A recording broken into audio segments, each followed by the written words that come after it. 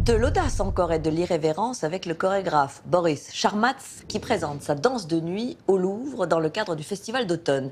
Voici les danseurs au milieu des bruits de la ville, sur le pavé, emportés dans une étrange ronde nocturne. Charmatz aime improviser, expérimenter, investir des lieux inédits et décloisonner les arts vivants. Une écriture originale que nous décrypte Stéphane Cornic.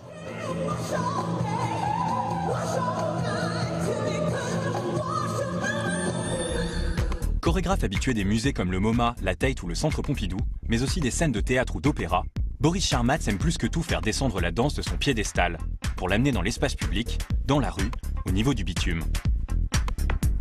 Avec Danse de nuit, spectacle pour lequel nous l'avons rencontré à l'École des Beaux-Arts à Paris, il déplace les danseurs et les spectateurs dehors, au milieu de la ville, que ce soit sur une place à Athènes, dans une friche à la Courneuve ou dans la cour carrée du Louvre. J'ai commencé la danse à 7 ans.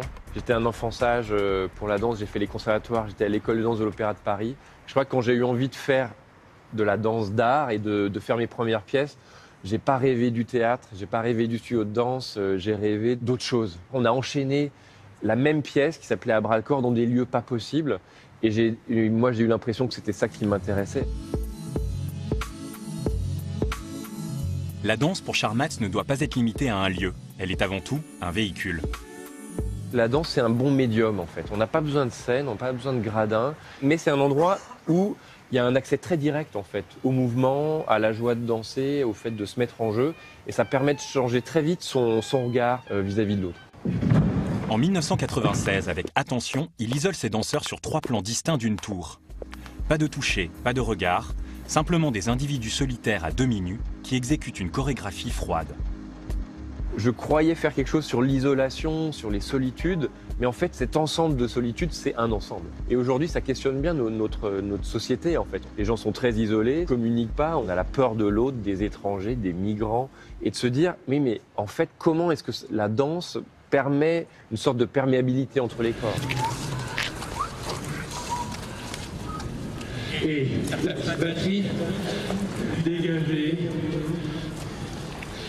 Avec Fou de danse, qui est un gros événement qu'on a organisé à Rennes 2 fois de suite, avec la dernière fois il y avait 16 000 personnes, et où pendant 12 heures, c'est une sorte de marathon infini où la danse s'échange et tout le monde passe dans la danse en fait, des amateurs, des enfants, des grands professionnels, du public, des passants, mais de manière massive. Et on ne sait pas pourquoi, on ne sait pas comment, mais la danse permet de se questionner sur qu'est-ce qu'on peut faire ensemble dans l'espace public.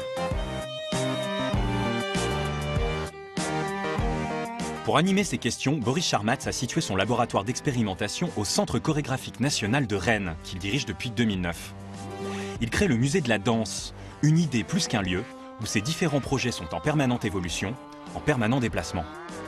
On a développé toutes les questions de qu'est-ce que pourrait être un musée de la danse, quelle muséologie, quelle collection, quelle exposition. L'idée c'était de faire une exposition vivante avec 20 danseurs qui travailleraient sur leur propre musée en fait.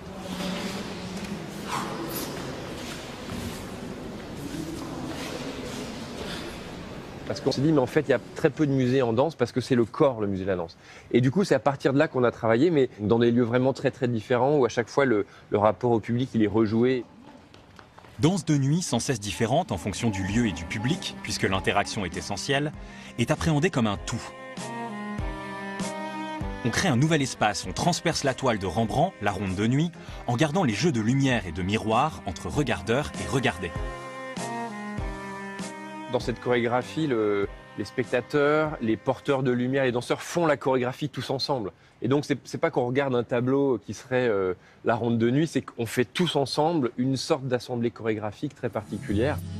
Son inspiration, Charmatz la trouve dans le répertoire classique, mais aussi dans le quotidien, et paradoxalement par l'inaction, comme il l'a montré avec Enfant dans la cour du Palais des Papes à Avignon en 2011. On imagine que la danse est active, en fait, elle est fabriquée par beaucoup de passivité. On imagine que la chorégraphie, c'est un truc où il faut bouger beaucoup, mais en fait, moi, j'invente les chorégraphies allongées sur mon lit juste avant de m'endormir. Dans l'enfant, c'est vraiment le sommeil des enfants, le sommeil de l'enfance, voire la mort des enfants. Et j'aime bien l'idée que la danse soit pas seulement de l'activité, mais qu'en fait, elle soit vraiment travaillée par l'hypnose, le sommeil, la nuit, l'espace mental. Boris Charmatz contribue au décloisonnement de sa discipline. À cheval entre danse et performance, il renouvelle les rapports entre public et danseurs, amateurs et professionnels, pour mieux nous interroger sur nos mouvements et les relations entre les corps dans notre société.